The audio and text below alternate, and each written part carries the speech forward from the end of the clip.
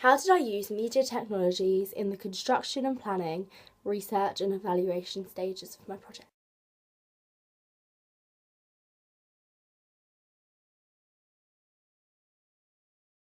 So, in the research and planning stages of my project, I used two types of media technologies. I used the internet and I used Blogger to blog all my research.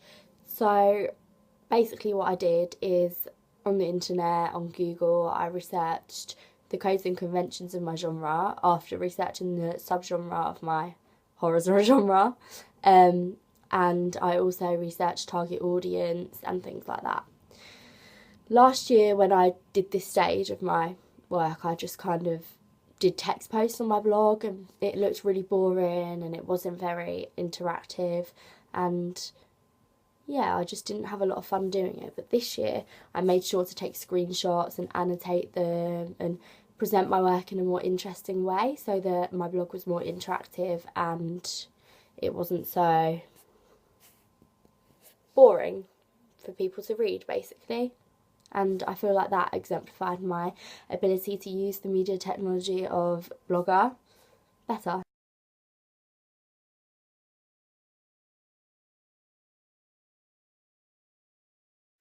The media technologies that I used in my construction section were a lot more advanced than they were in my research and planning stages. For example, in this section I had to use the camera to actually film my footage, and I had to use the software to edit it, which was probably quite a lot harder.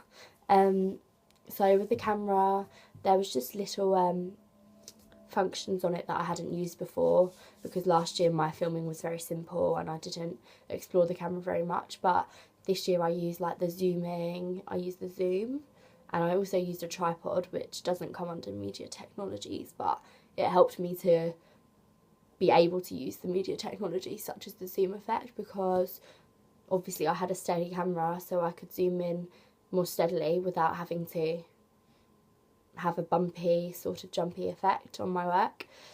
And then in terms of the software that I used, I had to do a lot more things than I did last year, because I used loads of effects, such as the old film.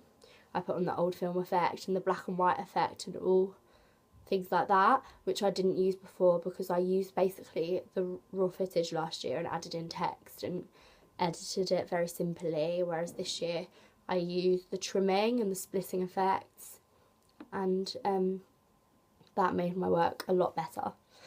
Also, in terms of sound, I had to trim and split things, and I had to sync, and the bit with the alarm clock where the scary girl is sort of dinging it like this, I had to synchronise the sounds almost completely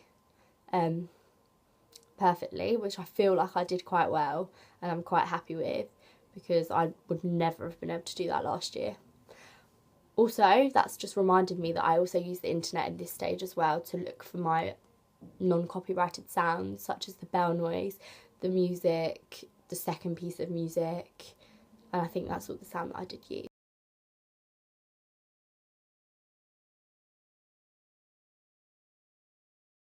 So while the construction of my trailer was really, really difficult for me, the poster and magazine construction was even more difficult. I can't even explain, because I've never used that software in my life before. I used Serif Draw Plus, Serif Photo Plus and Serif Page Plus, which, like I just said, are three programs that I've never used before. I was kind of familiar with the Serif sort of layout because I'd used the Serif Movie Plus before, like I did in the trailer, but still, I've not used any photo editing software before, so I was a complete alien, to be honest. So over the course of doing the poster and the magazine, I learned so many things about the software. I learned how to take out a whole background and put in a new one. I learned how to put effects on the actual photos. I learned how to add text, change the text font, change the text colour, change the lighting, change a lot of things on the so in the poster I completely discarded the whole background and then put in a plain black one, and I learned how to blend the picture into the background to make it look more professional. With the magazine, I learned how to put the effect on the photo to make it look more professional. I learned how to add in shapes and put text on them for the banner at the bottom. All of these things I didn't have a clue how to do before I started using the programme, so I'm really happy with myself that I've learned how to do that. Also, in terms of the magazine cover and the poster, I had to use my camera, but I used my own camera rather than the school's camera this time because I knew how to use it better and I was just more familiar with it. So I didn't really learn any new ways about media technology by using my own camera, but it was still something that I used.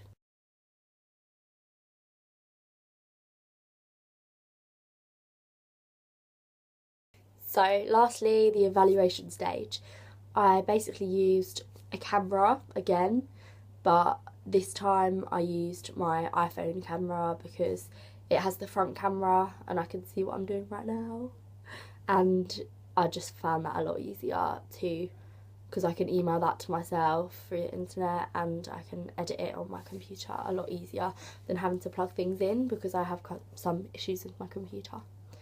Okay, also in the evaluation stage I used a program called Prezi, which allows you to program, I meant an internet site, but kind of a program at the same time, called Prezi, which allows you to make presentations, like animated presentations, to present your work in a more interesting way. And that's what I did for question 1 of this evaluation. And it proved really useful because it just allows you to present your work more colourfully, more creatively, because mine was in the sort of format of a newspaper. So I thought that was really creative and tied in with the whole media subject very well. Also, I used a program,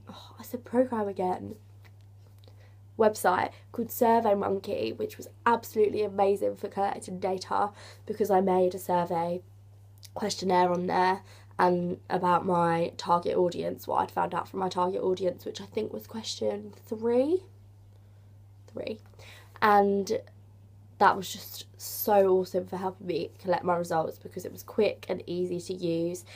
It allowed my participants for the questionnaire to take it in their own homes rather than having to give them a piece of paper and them having to give it back to me and then me having to create graphs myself. It did it all for me and it was so amazing for that. And it also allowed the results to be submitted electronically, which means that they came straight to my computer at home and then I was able to analyse the results at complete ease. It was probably one of the most effective websites that I've used throughout this whole project. I used it last year as well and I've never had any problems with it, and even this year I've discovered loads of new things about it. So for example, this year I found a little tab that said individual responses, so I could look at each person that had answered my questionnaire and analyse their specific results based on their age and their gender and things like that, rather than just looking at a graph to summarise the whole results, because that's what I did last year. And even though it was effective, I felt like this year, because of finding that function, I was able to analyse the result even more effectively. Overall, I have learnt so much about media technologies over the past 2 years, especially this year, through software, blog work, camera work, the internet. I think that's it. And yeah, I'm really proud of the achievements that I've made due to all these new discoveries about media technologies.